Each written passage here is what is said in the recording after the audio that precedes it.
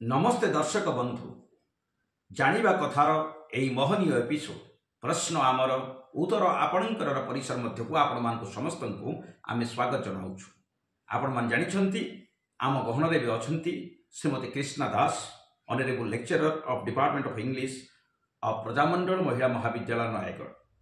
से गत एपिसोड रे 5टी प्रश्नर सठिक उत्तर आम मानक देइथिले एवं आमर तांको सहित चुक्ति थिला जे 3टी प्रश्नर भूल उत्तर नदबा पर्यंत सी आम सहित ही रहिबे। एबे आसंतु जीवा आज षष्ठ प्रश्न निकट को। मैडम आम आरंभ करबा आज कार्यक्रम। आपण पई षष्ठ प्रश्न बेस्ट ऑफ लक। मोर विश्वास रही आपण प्रतिटी प्रश्नर सम्मुखीन हेबे एवं सठिक उत्तर दबा पई चेष्टा निश्चित भाव में करिवे। आपण पई आज षष्ठ प्रश्न निम्नलिखित केउ यात्रा रे बाई नृत्य बा किन्नर मानकर अंगभंगी नृत्य गठनमूलक ढंग से संयुक्त होता है। क कटकर बालीजात्रा, पुरी रथयात्रा, संबलपुर शीतलषष्ठी यात्रा, घ बरगड़र धनुयात्रा। केउटी सठिक उत्तर अटे एवं संभाव्य उत्तर गुड़िक एठारे लिखा जाइछि। संबलपुर शीतलषष्ठी संबलपुर शीतलषष्ठी यात्रा। आपण sure and that the correct answer. बहुत बहुत धन्यवाद। एवं शीतलषष्ठी यात्रा आपण जानिछंती शिव पार्वतींकर विवाह उत्सव से अवसर शीतलषष्ठी यात्रा अनुष्ठित होता है एवं शीतलषष्ठी यात्रा पई संबलपुर प्रसिद्धि रही। सठिक उत्तर देइथिबारु मैडम अनुष्ठान तरफ यही 100 टंका पुरस्कार राशि दयाकरी ग्रहण करिया पई निवेदन करिवु। बहुत बहुत धन्यवाद। ये था षष्ठ प्रश्न। वर्तमान आमे जीवा आमर सप्तम प्रश्न निकट। कौनसी विवाहित महिलांकर विवाहर केते वर्ष मध्यरे अस्वाभाविक मृत्यु हेले विवाह दिन ठारू मृत्यु पर्यंत तांको प्रति शारीरिक किंबा मानसिक निर्यातना दिया जाउथिबा संपर्कित यदि चिठीपत्र बा मौखिक साक्ष्य थाए तेबे ताहाकू यौतुक जनित हत्याकांड बोली ग्रहण करा जाए। क 2 वर्ष मध्यरे, ख 3 वर्ष मध्यरे, ग 5 वर्ष मध्यरे, घ 7 वर्ष मध्यरे। केउटी सठिक उत्तर दयाकरी घ 7 वर्ष। 7 वर्ष आपण जानि छथि? हम एटा जानि छी। ई तथ्य आपण कोठु पाइले? हम पढि छथि जानि छथि जे महिला मानक जो निर्यातना होउछि से संपर्क रे बहुत विभिन्न सचेतनता मूलक कार्यक्रम आपनकर महाविद्यालय करा जाउथबा आपण बहुत अंशग्रहण करूथिबे। यही सठिक उत्तर। बहुत बहुत धन्यवाद। अजस्र बधाई जे विवाहर 7 वर्ष मध्य जदि कौन महिलांकर अस्वाभाविक मृत्यु हुए तेबे ताकू एक यौतुक जनित हत्या बोली साधारणतः ग्रहण करा जाए एवं यह डाउरी प्रोहिबिशन एक्ट 1961 रे उल्लेख रही एवं ता सहित सेक्शन 304 ऑफ आईपीसी जहाँ अतीत रे थिला वर्तमान ता हेछि बीएनएस 80 से अनुसार मोकद्दमा रुजु करा जाए। बहुत धन्यवाद। ए उपहार बर्तमान ग्रहण करियो हुंतु मैडम। ये 100 टंका पुरस्कार राशि। सप्तम प्रश्न सठिक उत्तर आपण देइछंती। वर्तमान आमे जीवा अष्टम प्रश्न निकट। अष्टम प्रश्न को मन देइ सुनतु। गल्प नायकंकर ना होछि घिनुआ। गल्पर खलनायक होउचंती गोविंद सरदार। एही गल्परे घिनुआ दिने गोविंद सरदार रो मुंड काटी सेई कटा मुंड को आनी डेप्यूटी कमिशनर को पाद तले थोई देइछि एवं मागिछि बक्सिस। शेषरे घिनुआ को बक्सिस मिलिछि। बक्सिस होउछि फांसी दंड। एही कथावस्तु उपरे वर्णित होइछि एक चमकप्रद ओडिया गल्प जार ना होउछि शिकार। प्रश्न हेउछि एही सुप्रसिद्ध शिकार गल्पर गाल्पिक किए अटंती? क कालिंदी चरण पाणिग्राही, ख सचिदानंद राउतराय, ग गोदावरीश महापात्र, घ भगवती चरण पाणिग्राही। 4टी संभाव्य उत्तर। केउटी सठिक उत्तर आपन को कहया पड़ी? भगवती चरण पाणिग्राही। भगवती चरण पाणिग्राही कालिंदी चरण पाणिग्राहींकर भाई। एते कॉन्फिडेंटली आपण कहउछन से लिखिछन शिकार गल्प एवं एही गल्प माध्यम रे से वामपंथी चिंताधारा को प्रथम थर पई ओडिया साहित्य भीतर को आनी थिले। That the correct answer. बहुत बहुत धन्यवाद। अजस्र बधाई एवं सेति पई निश्चित भाव रे मैडम अष्टम प्रश्न सठिक उत्तर देइथिबारु आपण को 100 टंका पुरस्कार राशि आमे अनुष्ठान तरफ प्रदान करूछु। ग्रहण करिबा पई निवेदन करिवु। आपण मध्ये जानिले खुशी हेबे जे मृणाल सेनकर द्वारा निर्देशित होइथिबा गोटिए चलचित्र এই শিকার গল্প উপরে আধারিত। তার না সে কিন্তু ଦେଇଛନ୍ତି মୃଗୟା। ବିଶିଷ୍ଟ ଚଳଚ୍ଚିତ୍ର ଅଭିନେତା ମିଥୁନ ଚକ୍ରବର୍ତ୍ତୀ ଏଥିରେ ପ୍ରଥମ ଥର ପାଇଁ ଅଭିନୟ କରିଛନ୍ତି ଏବଂ ଘିନୁଆ ଚରିତ୍ରରେ ସେ ଅଭିନୟ କରିଛନ୍ତି। ଯେଉଁ ମିଥୁନ ଚକ୍ରବର୍ତ୍ତୀ ଏବେ ଦାଦା ସାହେବ ଫାଲ୍କେ ପୁରସ୍କାର ଚଳିତ ବର୍ଷ ପାଇଁ ପ୍ରାପ୍ତ ହୋଇଛନ୍ତି। ବହୁତ ଧନ୍ୟବାଦ ମ୍ୟାଡ଼ାମ। ବର୍ତ୍ତମାନ ଆମେ ଯିବା ଆଉ ଗୋଟିଏ ପ୍ରଶ୍ନ ନିକଟକୁ। ତାହା ମଧ୍ୟ ଓଡ଼ିଆ ସାହିତ୍ୟ ଭିତରୁ ଆମେ ଆଣିଛୁ ଗୋଟିଏ କବିତା ପଂକ୍ତି। କବିତା ପଂକ୍ତି ଟିକେ ମନ ଦେଇ ଶୁଣନ୍ତୁ। ଆପଣଙ୍କୁ କହିବାକୁ ପଡ଼ିବ ଏ କବିତା ପଂକ୍ତି କିଏ ରଚନା କରିଛନ୍ତି। ସ୍ୱାଧୀନତା ମାନବର ଜନ୍ମ ଅଧିକାର, ସ୍ୱାଧୀନ ଭାଷଣ ଆଉ ସ୍ୱାଧୀନ ବିହାର, ସ୍ୱାଧୀନ ଜୀବନ ପୁଣି ସ୍ୱାଧୀନ ସମିତି, ଚାରି ସ୍ତମ୍ଭେ ମାନବର ସମାଜ ସଂସ୍ଥିତି। ଏ କବିତା ପଂକ୍ତି କିଏ ରଚନା କରିଛନ୍ତି? କ ନୀଳକଣ୍ଠ ଦାସ, ଖ ଗୋପବନ୍ଧୁ ଦାସ, ଗ ଗୋଦାବରୀଶ ମିଶ୍ର, ଘ Godabarish Mohapatra. Which is the correct one? Gopabandhu Das. Gopabandhu Das. Are you sure? ଜାଣିଛନ୍ତି? ମୁଁ ପଢିଛି। ତାହେଲେ ଆକୁ ହିଁ ଗ୍ରହଣ କରିବା। Yes. And that's the correct answer. ବହୁତ ବହୁତ ଧନ୍ୟବାଦ। ଅଜସ୍ର ବଧେଇ ମ୍ୟାଡ଼ାମ। ସେଥିପାଇଁ ଅନୁଷ୍ଠାନ ତରଫରୁ ଏହି 100 ଟଙ୍କା ପୁରସ୍କାର ରାଶି ଆମେ ପ୍ରଦାନ କରୁଛୁ। ଦୟାକରି ଗ୍ରହଣ କରିବା ପାଇଁ ନିବେଦନ।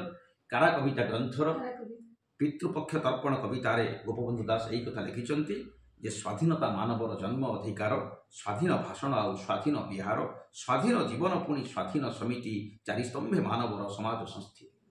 ଚମତ୍କାର ଉତ୍ତର ଦେଇଛନ୍ତି ମ୍ୟାଡ଼ାମ। 9ଟି ପ୍ରଶ୍ନର ସଠିକ ଉତ୍ତର ଦେଇସାରିଲେଣି ଏବଂ ଆପଣ 900 ଟଙ୍କା ପୁରସ୍କାର ଆମଠାରୁ ପ୍ରାପ୍ତ ହୋଇସାରିଲେଣି। ଆମେ ଅପେକ୍ଷା କରିଛୁ କେତେବେଳେ ଆପଣ ଗୋଟିଏ ଭୁଲ ଉତ୍ତର ଦେବେ। 3ଟି ଭୁଲ ଉତ୍ତର ହେଲେ ଯାଇକି ଆପଣ ଆମ କାର୍ଯ୍ୟକ୍ରମରୁ ଓହରିବେ। ତା ପୂର୍ବରୁ ଆପଣ ଓହରି ପାରିବେ ନାହିଁ ମ୍ୟାଡ଼ାମ। ଆମର ସଦାବେଳେ ଚେଷ୍ଟା ଚାଲିଛି ଯେ ଆପଣଙ୍କୁ କେମିତି ଆମେ ଭୁଲ ଉତ୍ତର ଆପଣଙ୍କ ପାଖରୁ ଆଣିବୁ। କିନ୍ତୁ ଆପଣ ମୁଁ ଦେଖୁଛି ଆପଣ ବିଭିନ୍ନ କ୍ଷେତ୍ରରୁ ଆମେ ପ୍ରଶ୍ନ ଉତ୍ତୋଳିତ କରିଥିଲେ ମଧ୍ୟ ଆପଣ ସବୁ ପ୍ରଶ୍ନ ଉତ୍ତର ଦେଇପାରୁଛନ୍ତି। ଏବେ ଦେଖିବା ମ୍ୟାଡ଼ାମ ଆପଣ ଏ ପ୍ରଶ୍ନ ଉତ୍ତର ଦେଇପାରିବେ ନା ନାହିଁ। ବିଶ୍ୱ ରକ୍ତଦାତା ଦିବସ, ୱାର୍ଲଡ ବ୍ଲଡ ଡୋନର୍ସ ଡେ ପ୍ରତିବର୍ଷ କେବେ ପାଳନ କରାଯାଏ? ଇଏ ହେଉଛି 10ମ ପ୍ରଶ୍ନ ଆପଣଙ୍କ ପାଇଁ। ଆପଣ ଜାଣିଛନ୍ତି ରକ୍ତଦାନ ଏକ ମହତ ଦାନ। ଆପଣଙ୍କର ଟୋପାଏ ରକ୍ତ ହୁଏତ କେଉଁ ବହୁମୂଲ୍ୟ ଜୀବନକୁ ରକ୍ଷା କରିଦେଇପାରେ। ତେଣୁ ରକ୍ତଦାନ କରନ୍ତୁ। ଏ ବାର୍ତ୍ତା ଦେବା ପାଇଁ ପ୍ରତିବର୍ଷ ଏକ ନିର୍ଦ୍ଦିଷ୍ଟ ଦିନକୁ ବିଶ୍ୱ ରକ୍ତଦାତା ଦିବସ ଭାବରେ ପାଳନ କରାଯାଉଛି। ପ୍ରଶ୍ନ ହେଉଛି ଯେ ଏହାକୁ କେବେ ପାଳନ କରାଯାଏ? କ ଫେବୃଆରୀ 28, ଖ ମାର୍ଚ୍ଚ 21, ଗ ଜୁନ 5, ଘ ଜୁନ 14। କେଉଁଟି ସଠିକ ଉତ୍ତର ଆପଣଙ୍କୁ କହିବାକୁ ପଡ଼ିବ ମ୍ୟାଡ଼ାମ? ଜୁନ 14। ଜୁନ 14? ଏତେ କନଫିଡେଣ୍ଟଲି ଆପଣ କହୁଛନ୍ତି madam? June 14। June 14? Sure? Sure. And that's the correct answer. ବହୁତ ବହୁତ ଧନ୍ୟବାଦ ଅଜସ୍ର ବଧେଇ ମ୍ୟାଡ଼ାମ। ୟାକୁ ମଧ୍ୟ ଆପଣ ଠିକ୍ ଭାବରେ ଉପସ୍ଥାପନ କରିଛନ୍ତି ଏବଂ ସେଥିପାଇଁ ଅନୁଷ୍ଠାନ ତରଫରୁ ଏହି 100 ଟଙ୍କା ପୁରସ୍କାର ରାଶି ଆମେ ପ୍ରଦାନ କରୁଛୁ। କିନ୍ତୁ ଆପଣଙ୍କୁ କହିବାକୁ ପଡ଼ିବ ମ୍ୟାଡ଼ାମ ଜୁନ 14 ବୋଲି ଆପଣ କେମିତି ଜାଣିଲେ? ଫେବୃଆରୀ 28 ଜାତୀୟ ବିଜ୍ଞାନ ଦିବସ। ହଁ, ଜାତୀୟ ବିଜ୍ଞାନ ଦିବସ। ମାର୍ଚ୍ଚ 21 ବିଶ୍ୱ ବନ ଦିବସ। ୟେସ୍। ଜୁନ 5 ଆଜ୍ଞା ବିଶ୍ୱ ପରିବେଶ ଦିବସ। ୟେସ୍। ତେଣୁ ସେଥିପାଇଁ ମୁଁ ଭାବିଲି ଏଟା ତ ନିଶ୍ଚିତ ହେଇଥିବ ଜୁନ 14 ବିଶ୍ୱ ରକ୍ତ ଦିବସ, ରକ୍ତଦାତା ଦିବସ। ରକ୍ତଦାତା ଦିବସ। ତେଣୁ ଆପଣ ଜୁନ 14କୁ ସେଥିପାଇଁ ଷ୍ଟିକ୍ କରିଛନ୍ତି କାରଣ ଆର ଦିନ ଟିକେ ଆପଣ ଜାଣିଛନ୍ତି। ସଠିକ ଉତ୍ତର ଦେଇଛନ୍ତି ମ୍ୟାଡ଼ାମ। ବହୁତ ଧନ୍ୟବାଦ। ଆପଣଙ୍କର ଯେଉଁ ଗେସ୍ କରିଛନ୍ତି ସେ ଗେସ୍ ବଡ଼ ସାଇଣ୍ଟିଫିକ୍ ଆଣ୍ଡ ରାସନାଲିଟି ଉପରେ ରହିଛି। ସେଥିପାଇଁ ଧନ୍ୟବାଦ ଜଣାଇବୁ ନିଶ୍ଚିତ ଭାବରେ। କିନ୍ତୁ ବର୍ତ୍ତମାନ ଯିବା ଆଜିର ଏକାଦଶ ପ୍ରଶ୍ନ ନିକଟ। ଏକାଦଶ ପ୍ରଶ୍ନଟିକୁ ମନ ଦେଇ ଶୁଣନ୍ତୁ। ଆପଣ ତ ଜାଣିଛନ୍ତି ପୃଥିବୀର ସର୍ବବୃହତ ମହାକାବ୍ୟ ହେଉଛି ମହାଭାରତ। ସ୍ୱୟଂ ବ୍ୟାସଦେବ ୟାର ଡିକ୍ଟେସନ୍ ଡାକିଥିଲେ ଏବଂ ବିଦ୍ୟାର ଯିଏ ଅଧିଷ୍ଠାତା ଦେବତା ଗଣେଶ ସେ ସେହି ଶ୍ରୁତ ଲିଖନ ସବୁ ଲେଖିଥିଲେ। ଏଇଭଳି ଭାବରେ ପୃଥିବୀର ସର୍ବବୃହତ ମହାକାବ୍ୟ ମହାଭାରତ ଜନ୍ମ ନେଇଥିଲା। ତେବେ ପ୍ରଶ୍ନ ହେଉଛି ନିମ୍ନଲିଖିତ କେଉଁଟି ମହାଭାରତର ବନ ପର୍ବରେ ଉଲ୍ଲିଖିତ ନାହିଁ? କ ସତ୍ୟବାନ ସାବିତ୍ରୀ କଥା, ଖ ରାମାୟଣର କଥା, ଗ ନଳ ଦମୟନ୍ତୀ କଥା, ଘ ଦ୍ରୌପଦୀ ବସ୍ତ୍ରହରଣର କଥା। 4ଟି ଯାକ ସମ୍ଭାବ୍ୟ ଉତ୍ତର ଏଠାରେ ଲେଖାଯାଇଛି। ଆପଣଙ୍କୁ କେବଳ ବାଛିବାକୁ ପଡ଼ିବ ଯେ ବନ ପର୍ବରେ କେଉଁଟି ଉଲ୍ଲେଖ ହେଇନାହିଁ। ସତ୍ୟବାନ ସାବିତ୍ରୀ କଥା ଏ ତ ବନ ପର୍ବ। ଆଚ୍ଛା। ରାମାୟଣର କଥା ये भी वन पर्व रे आज्ञा नल दमयंती कथा ये भी वन पर्व शिव गोटी रहिला द्रौपदी वस्त्र हरण जोटा कि माने सभा भितर हेइतिला तेणु सेटा सभा पर्व बोली कुआ जाउची तेणु ये तीनोटी तो वन पर्व ना तेणु एटा निश्चित सठिक आंसर द्रौपदी वस्त्र हरण दैट द करेक्ट आंसर बहुत बहुत धन्यवाद अजस्र बधाई एवं सेति पई मैडम निश्चित भाव रे आपन को एकादश प्रश्नर सठिक उत्तर दैथिबारु पुनी 100 टका पुरस्कार राशि में प्रदान करूछु ग्रहण करिया निमंत्रण निवेदन करिवु वर्तमान आमे जीवा आज द्वादश प्रश्न निकट द्वादश प्रश्न मन दे शुणु पुराण रे वर्णित होईछि जणे राजा तांको पुत्र पुरुर यौवन को उधार नहीं जीवन को उपभोग करथिले वर्ष वर्ष आपन को हमर प्रश्न पुराण रो वर्णना अनुଯାयी ए राजा किए अटंती क राजा हरिश्चंद्र ख राजा रघु ग महाराजा जजाति घ Maharaja Dushyant which is the correct one ग Maharaja Jajati Maharaja Jajati are you sure of sure sure चारोटी एक संभाव्य उत्तर एठी रही छी मु जानि छी यार स्टोरी भी मु जानि छी स्टोरी भी जानि छी देवजानी शुक्राचार्य ए सब चरित्र सहित मु जानि छी महाराजा जजाति ए चरित्र सहित भी संश्लिष्ट अछंती शुक्राचार्य को अभिशाप पड़ीथिला एवं से अभिशाप से मुक्त होबा पई बाट मध्ये शुक्राचार्य कहि देइथिले जदि कोनोसी व्यक्ति तांकर यौवन को अंको अर्पण करिवे तेबे जाई से तांकर यौवन फेरी पाइबे नहले एई भली वार्धक्य जर्जरित हेई तांकर जीवन चलीथि and that the correct answer Maharaja Jajati the correct answer बहुत बहुत धन्यवाद मैडम सेति पई निश्चित भाव रे उपहार में प्रदान करछु आपन को दया करिया को ग्रहण करिया पई निवेदन एई भली भाव रे आज समस्त प्रश्नर उत्तर मध्य सठिक भाव रे आपन प्रदान करिसंती 12टी प्रश्नर आलोचना इतिमध्ये सरी जाइछि आपन ए पर्यंत कोनसी प्रश्नर भूल उत्तर देई नाहंती तेबे आ गोटे प्रश्न निकट को आमे जीवा कारण समय हम हाथ रे बहुत कम रही आज पाई शेष प्रश्न आपण चेष्टा करिवे यार सठिक उत्तर दबा पाई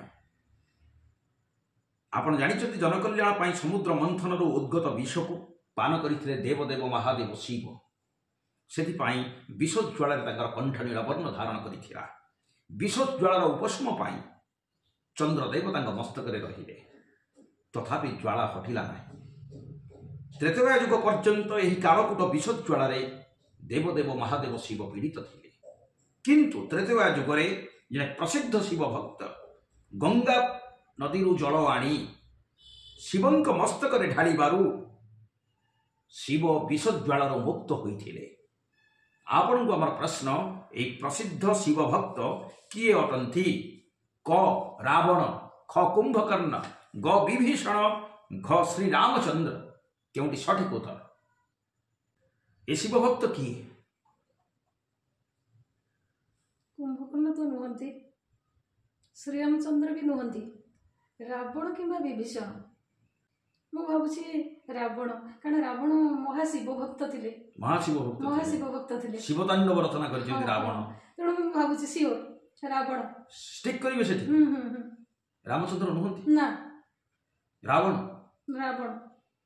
and Ravana is the correct answer बहुत बहुत धन्यवाद अजस्र बधाई चमत्कार तथ्य दैछन्ती मैडम एवं ए उपहार ग्रहण करिया पई विनम्र निवेदन करिवु तेबे आज पई समय हो जाइछि मैडम आज मध्य आपण सब प्रश्न सठिक उत्तर दैछन्ती आमे परवर्ती एपिसोड पर्यंत पुणी आपण को धारण करी कार्यक्रम को गति कराइबु कारण आमर कंडीशन रही जे तीनोटी प्रश्नर भूल उत्तर देवा पर्यंत आपण आम सहित रहिबे आज आपण समस्त प्रश्न उत्तर दैछन्ती सेति आपण को साधुवाद जनाउछु पुणी आगामी संख्या रे आमे एई मंच रे एकाठी होबा सुधी दर्शक बंधु आज आम हाथ रे थिबा समस्त प्रश्नर परिसमाप्ति घटिछि किंतु मैडम ए पर्यंत कौन सी प्रश्नर भूल उत्तर दे पारि नाहंती तेणु आगामी एपिसोड रे मते से आम सहित रहिबे निश्चित भाव रे रहिबे आमे ये आशा रखिबु एवं आज पई विदाय मागिबु बहुत बहुत धन्यवाद मैडम आपण को एवं आमे हमर श्रोता बंधु मान तथा दर्शक बंधु मान मध्य विदाय चाहूँ